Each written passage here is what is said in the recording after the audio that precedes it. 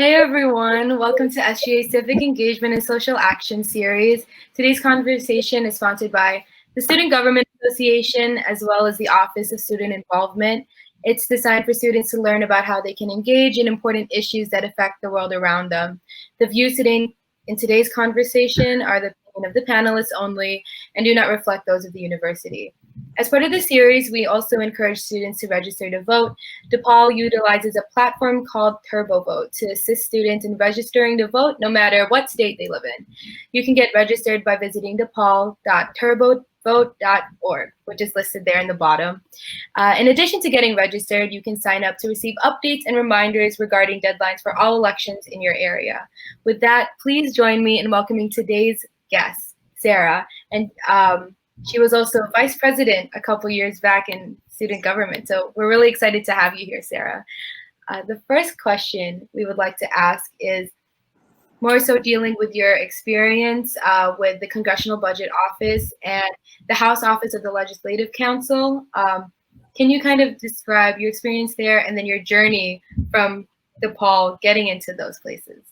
Definitely. Yeah. So I was in SGA my sophomore, junior, and senior years at DePaul, and I graduated from DePaul in 2014, which is more years than it feels like at this point. But after that, I went straight to law school. I went to Boston University, and I was always interested in kind of government and kind of went into law school with that direction, but spent a lot of my time at DePaul interning for campaigns in Chicago, working for government offices in Chicago, things along those lines, and just kind of got a lot of different experiences that were helpful to kind of learning the different sides of government. I did a little bit in like city government. I worked for the U.S. Department of State, has an office in Chicago actually. So some federal government time, dabbled in all that, and then law school. And then during law school, continued to kind of dabble around and did lots of different internship things. And one of those was the Congressional Budget Office, which is in DC, and they are an office of the Senate and the House of Representatives, both sides. They are nonpartisan, and CBO, as they like to be called, is responsible for producing a estimate for all legislation that gets past a certain point in the legislative process.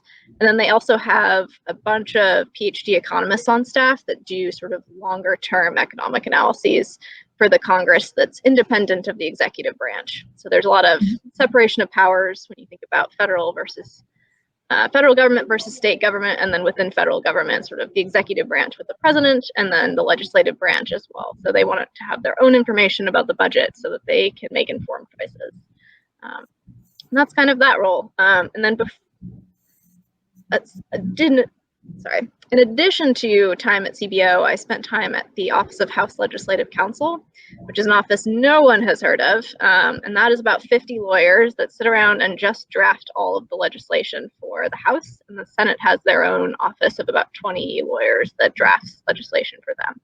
So when all those congressmen and congresswomen go and wave around and say that they wrote a bill that does XYZ, they did not write it. They have basically lawyer ghostwriters. And I was one of those for a while and worked with a lot of awesome lawyers doing that.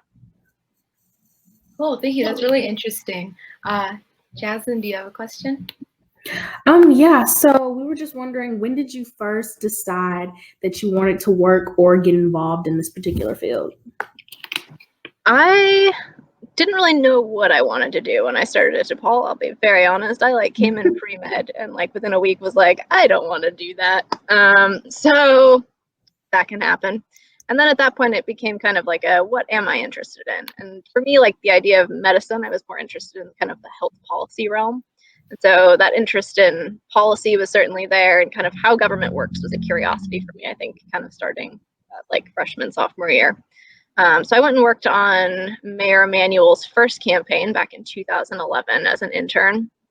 And so kind of everything evolved from there, and one thing led to another, and you meet people who introduce you to that next thing. So I'm certainly glad that I took sort of that risk in going and volunteering for a campaign I knew nothing about, and I had never worked on a campaign, and I knew nothing about politics, especially Chicago politics. So definitely you take that one step and it kind of just snowballs into you end up somewhere. But take that first step is really like the biggest recommendation I can give.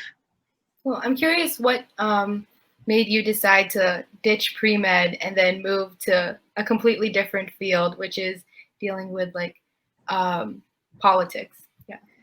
Honestly, I think it was like moving away from home and being kind of independent and being able to think for myself more and think about what I really wanted to do in life. And I grew up in a world where both my parents were doctors and I was surrounded by doctors all the time. And I think that can seem like the only path or the path that's made for you. And I think it was meeting new people and being just exposed to all the different things you could do. I mean, I grew up in San Diego, which is very much a medical, biotech, and defense kind of town. And I think wherever you grow up, there's certain things you're going to be exposed to. Like any town or city has certain industries that are there, and you have no idea about the so many other things you could do. And so it really wasn't until I got to Chicago and even thought about what it would look like to work in government and to be much more civically engaged than I kind of was exposed to as a kid. So, yeah.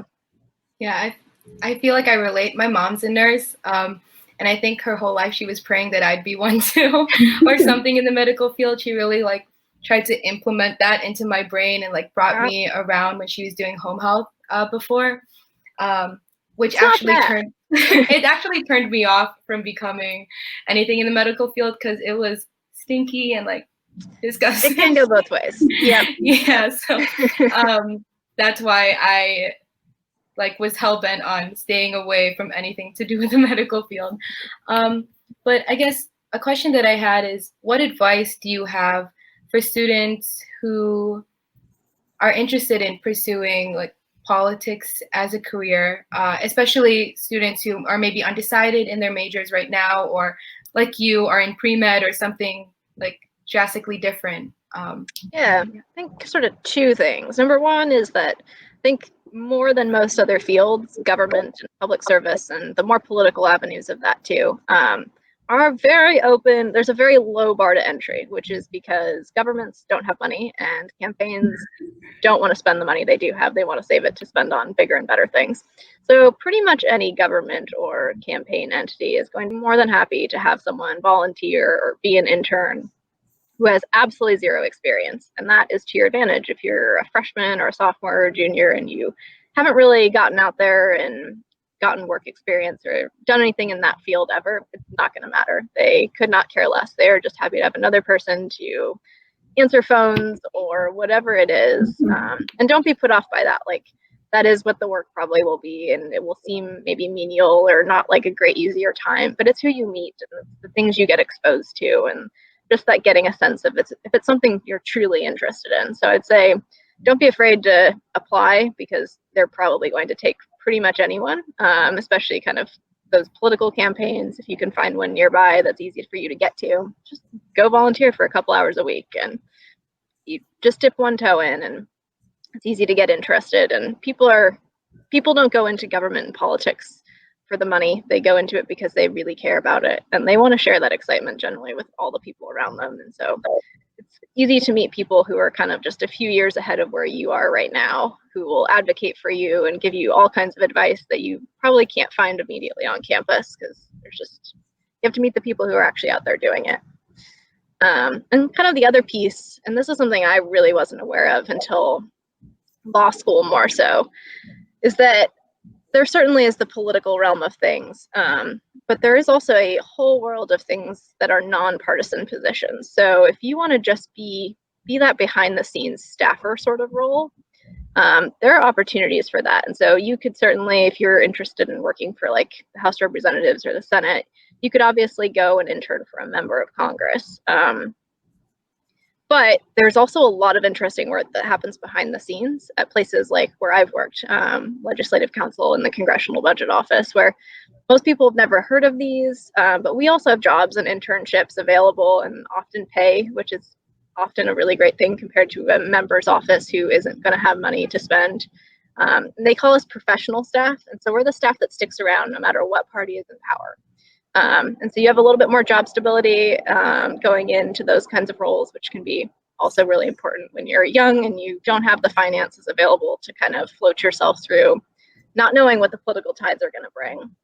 So just being aware that there's these sort of weird opportunities out there, and cities and states have them too. There's tons of staff that stick around and whose jobs are just to be there in government to like keep everything going regardless of who's in power. And there's certainly the bravado that comes with working for members and pushing through their policy priorities and being a part of that process. And like, believe me, that can be super exciting, and I've gotten to experience that. But there's also a lot of really interesting work and kind of that behind the scenes role that's the keep the trains running on time and get the members, get the whoever the elected officials are, get them the information that they need. CBO, I usually like to think of as like team facts. Like the job is to get them the numbers that help them to make the best decision at the time. So there's certainly value in that kind of role as well. And at Legislative Council, people often ask, like, is it challenging to like write legislation that you don't believe in personally, or is it hard to work on the cost estimate of legislation you don't believe in? And because we all have personal opinions, but in a nonpartisan role, you are certainly keeping those to yourself, and you do great work regardless of whether you believe in the particular legislation or not. And kind of the thing that I was told in that role was, you know, if you're drafting policy you believe in, you want to write it really clear so that everyone can read it. And if you're drafting policy that you think is maybe really bad, you also want to make it really clear so that everyone can read it and understand it. And so the job kind of goes both ways. And so there's a lot of those positions available on the Hill that I think people don't know about, where you are more behind the scenes, but doing really important work for supporting the elected officials. Thanks. Really. Okay, so one other question, we're just curious to know, like, why do you think it's important for young people to understand civic engagement and social action?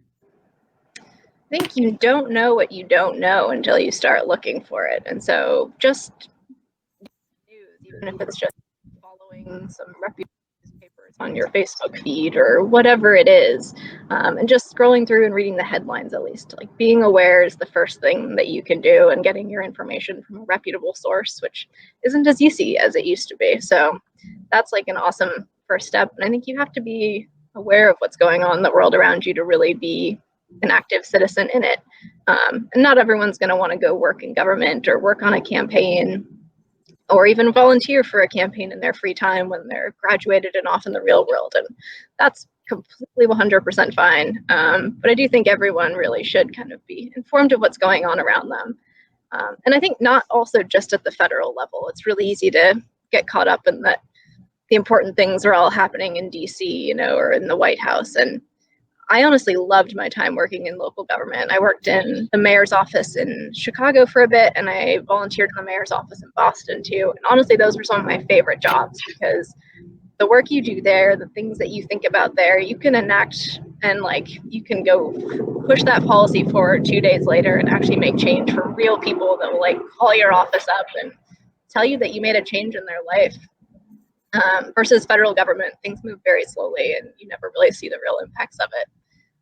So be sure to follow your local government too, you know who your mayor is, know who your local councilman or alderman, if it's Chicago, whoever it is, and keep up on those things that you think you aren't interested in about, like even like zoning rules and education boards. Like, sure, it sounds boring, but it's actually fascinating, and like so much money and so much power happens right there in your local community, and getting involved in that is a really interesting avenue for being civically involved. Yeah, I definitely agree. I think, sorry, there's feedback. I don't know if that was just me, but We've got some helicopters out here, so yeah, I think I heard one coming by. Live in the zone, right? I live not that far from Andrews Air Force Base, so there's just helicopters galore out here. But yeah, I like what you said about getting involved with local government as well, because I think, especially right now, all the focus is on the presidential election, but there are also a lot of other seats that are made of it that are up for election as well. And I think it's important to look into that, because there's a lot that goes on in a local level, although we don't, like, it's not always on the headlines and we don't always know everything that's going on. Like the details of it, it's still really important to know every single person we're voting for. This is random, but I had a friend who like just would randomly select who they when they were filling out their elections, just randomly select whoever they wanted without knowing anything about that person, which I think is very dangerous because you don't know who you're voting for. But yeah, just getting involved in all the local levels, of course, is important too. And now I'm even thinking getting involved in student government as well. I'm gonna plug that in here.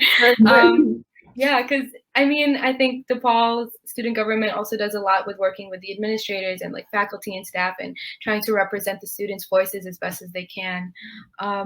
So it's an awesome skill to bring forward in life, and that's the exact kind of skills that go on in your local communities all the time. And even if you don't want to work in government long term, just the things you could add to your small community someday is awesome. Yeah. So how have the skills that you've kind of picked up from SGA helped you in the jobs that you currently have? I think in SGA you learn how to work with people that you don't necessarily agree with, and also people who have a lot more seniority and experience than you. I think those are two really important people. Sorry, there's another helicopter. Hopefully you can still hear me. But both of those are really important things, and learning how to disagree with people and not take it personally and to not lose your cool is not a small thing to go into the workplace. It's just a level of maturity that most people coming straight out of college won't have. So it puts you a leg up.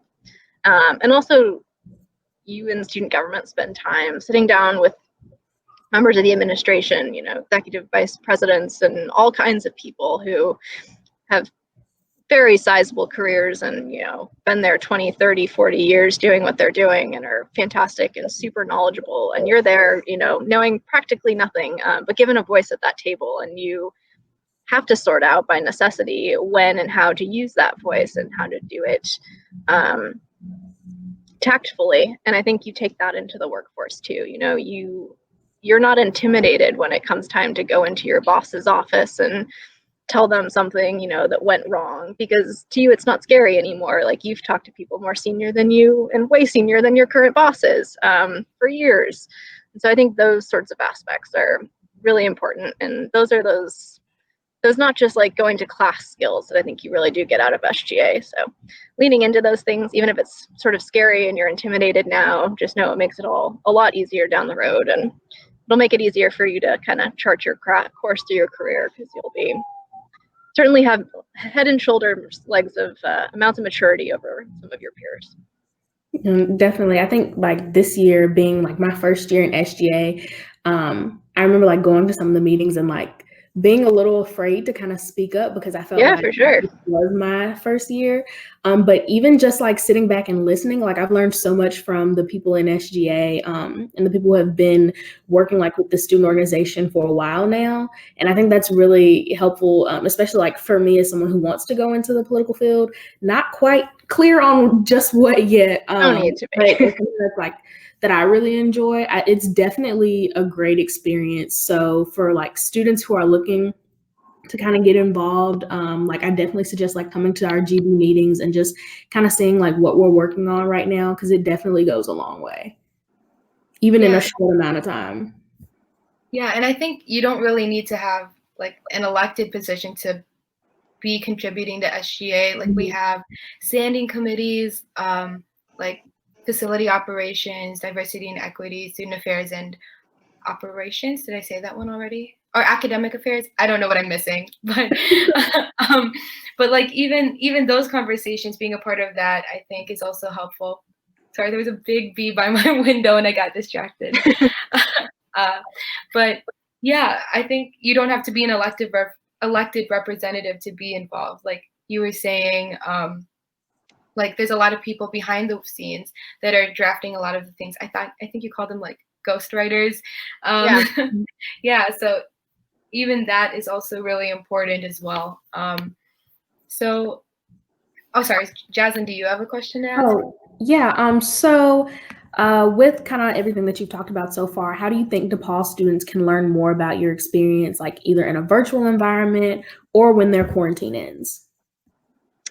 I think if you're looking at internships and jobs and things, I think right now is a especially tough time for that. But the great news for you is that government is not going to stop hiring interns, and neither are campaigns. So it's actually a pretty safe job market for being an unpaid intern right now. But I think start looking at those opportunities now, and you certainly have opportunities for campaigns or willing to have anyone come and volunteer between now and the election. Whoever you want to go and volunteer for. And I think it's really easy to be like, I'm going to go volunteer for the Trump campaign or the Biden campaign because that's the one in the headlines. But honestly, you'll learn way more if you go volunteer for a local alderman's campaign or something like that, a state representative even. There's some really interesting people in those roles. And so that's like a really easy thing you can do right now and not even wait till, next summer or whatever it is. You could go out and do that right now and meet new people. And those people probably can help you get ideas that you have never even thought of about what you could potentially do this summer or when you graduate.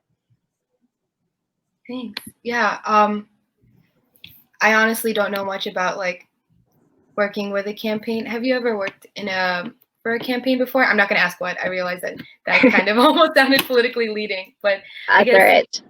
I worked on a couple campaigns, and the first one I did was the mayor's campaign. And so campaigns in Chicago are nonpartisan. There's no parties associated. So even if you're maybe a freshman and you don't know where your politics lie, and maybe that's sort of a reason you're not ready to get involved because you don't yet know what you maybe believe in, which is totally fine when you're a freshman in college, by the way. Local and city things are an awesome avenue there because like I did with the mayor's campaign, it wasn't about being a Democrat or being a Republican. It was just about showing up and caring about the city you live in, which is pretty easy to do when it's Chicago because it's truly the best city and I wish I could still live there. Yeah, I really love Chicago too. So since graduating, and you've listed a lot of experiences that you had throughout the past couple of years, what obstacles did you happen to run upon, and how did you kind of overcome that in order to continue pursuing a career in politics? Yeah, I think one that comes to mind, especially given what you all are facing now, given living your college days in a pandemic, which I'm sure is not what any of you planned. I was in law school, being very interested in working in government as a lawyer when I graduated, and I graduated law school in 2017. So that was essentially a few months after the 2016 election. Mm-hmm. And when the Trump administration came into power, one of their first moves was to freeze federal hiring, which was similar to your pandemic situation. One of those things that had never happened before and was completely unforeseeable to me as the law student passionate about government, wanting to go work for the federal government, wanting to move to DC, and suddenly they weren't hiring for the first time ever. Like no one was allowed to hire new people for a period of time. So that was super scary and like obviously a very big hurdle when you're at least if you're me, you've planned all of these different things out and you've had 20 different versions of your life plan. And like the one that you really thought like after all of these years of education was really your ticket to where you wanted to be completely collapses. It's really hard to look at that and not be terrified and not be feeling a little depressed too, because you feel like you've done everything you could and you did everything right. And yet this thing that was totally not in your power completely changed your path. And so that was not easy. And so if you're feeling that way now, just know that you're not alone if you feel like all of your plans have collapsed. And I will admit to being rather down in the dumps there for a minute. And so if you're feeling a little depressed about that, I would say you are totally within the realm of reason there. And I ended up actually moving back to Chicago then, mostly because I had lots of great friends from DePaul still there. And at that point, I realized like more than anything, I needed people in my corner and people I knew. And I ended up taking a consulting job that did government consulting for a little bit, which didn't use my law degree at all. And so that was like a hard hit to the ego where you're like, I am straight out of law school that I just spent a lot of money and time doing. And I am unable to get sort of like a job in my field right now. And I don't regret doing it. Like it was a job for 6 months. It paid me some amount of money and I got back on my feet and I got hired in DC and I moved out. So it was sort of a limbo job for me. So So just know that your path can be really bumpy, and there might be things like that happen, and it's okay to not be happy and shiny about them while they're happening too. And just try to know that there's others of us who have gone through it. And I think it doesn't get talked about as much, those sort of like really big hurdles or things that went wrong that you thought would never happen to you, or you think never happens to anyone, and that you're the only one facing this, and you must have done something wrong. And sometimes it's just not the case at all. There's things you can't control. So yeah, I appreciate you taking the time and sharing like those hurdles that you had to overcome. I think, not just speaking for myself, but I know a lot of us kind of struggle with trying to find like the next step and what we're doing after college and making sure that we're being successful and like making our parents proud. But I think like in that, there's also a lot of like mess that comes along. And I think everyone just kind of promotes themselves as being so successful that we don't really see the things that are going wrong. So I really appreciate you sharing that with absolutely. us. Because it's encouraging to know that we don't have to have everything figured out, because I think that's a very daunting thing to do. It certainly is. I think a lot of students definitely like put pressure on themselves, like to know everything. I mean, for me specifically, like I was definitely one of those people, like coming I get that into my college experience, like as a freshman, I was so like hell-bent on knowing exactly what I was doing, like, oh, I'm doing this, and making sure that I had a plan. But then you forget to have like plan B, C, and D just in case like something doesn't exactly go your way. And sometimes like that's not necessarily a bad thing. Like sometimes it actually really like kind of puts things into perspective for you. So definitely some things to like keep in mind. Yep, I think that's very true. It's easy. I mean, I want it right now. I want to know exactly what's going to happen to me in the next 1 year, 5 years, 10 years. And you just don't know. And it's that uncertainty is crushing at times, especially when you really are feeling like you're not where you want to be, maybe in your work life, in your personal life, whatever it is. That's hard to live with every day, but just know it doesn't last forever. And even though it seems like there's no end to it, maybe at the time, like give it 6 months and I promise things look better after that somehow, almost always. Well, thank you for sharing all that advice. We're already approaching 30 minutes, which I feel that passed by so quickly. Jaslyn, do you have any other questions? I'm all out of questions. Yeah, well, just one last question. We just kind of, with all of that in mind, just thinking about like challenges in the near future, are there any challenges that you see like coming your way in the future? I am honestly just riding this wave of how do we all live in a pandemic, same as you all. I certainly feel like my life is easier than yours at the moment, given I'm not trying to plan my next 10 steps. So I have the benefit of knowing I can kind of stay stable in my job right now. But certainly looking at new Congress, whether anything that happens, you get lots of new senators and lots of new congressmen coming in, no matter how the politics fall in January. And that leads to lots more work for my office, because you have to sort of train all of these legislators how to do their jobs. You don't just arrive on the scene knowing how to like actually work the ins and outs of Congress. And they will have lots and lots of ideas of legislation. So we'll be, all of us sort of staffers on the periphery will be very busy when they all get here and with their new ideas. So that's a challenge, but super exciting to me. Like all those new ideas I think are really interesting, and it's always cool to see what the new members bring. Are there typical issues that come along whenever there are new politicians that are elected, like in your job? I'm just curious because you mentioned it, like some people don't know what they're doing, or like, of course, you learn by doing. Yeah, I think I saw it a lot when I was drafting legislation, where I certainly didn't know when I started that job, but just the knowing like how the process works, like how do you get a bill written? Like who do you go to? How do you think about policy questions? Like what are all the things you need, all the questions you need to answer before you can even write a piece of legislation?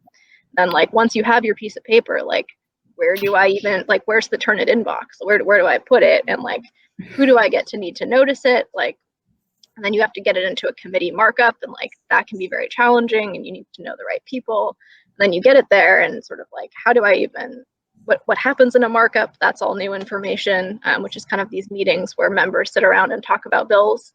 And there's lots of like procedural rules that goes into this, and you can sort of raise different objections and challenges at different points. So walking them through all that and kind of like the stage from where you even have like a policy idea to where you get potentially a law is such a long process with so many different little steps and rules in between. So there's a lot of education there and things that you don't teach you. There's not like campaigning 101 doesn't cover how to actually legislate. So yeah, it's cool to see. And I think there's some humbling of the members when they get there too and realize that it's not just, showing up and spouting whatever you want the world to look like. It gets more complicated once you get elected. So, well, good luck with all of that as that comes, I think, January, you said, when you're dealing with that. And thank you for joining us and for everyone who's Thanks watching. for having me. Yeah, SGA also, I just wanted to plug this in while we end. SGA meets weekly on Thursday at 6 p.m. Central Standard Time. So please, for everyone that's watching, follow us on social media if you haven't yet. And join us next Tuesday as we interview someone else to be in our panelist. And also remember to vote. So yes, thank you. Vote for local government too. That's true. Yeah. And research. Thank you. Thank Bye, you. guys. Bye.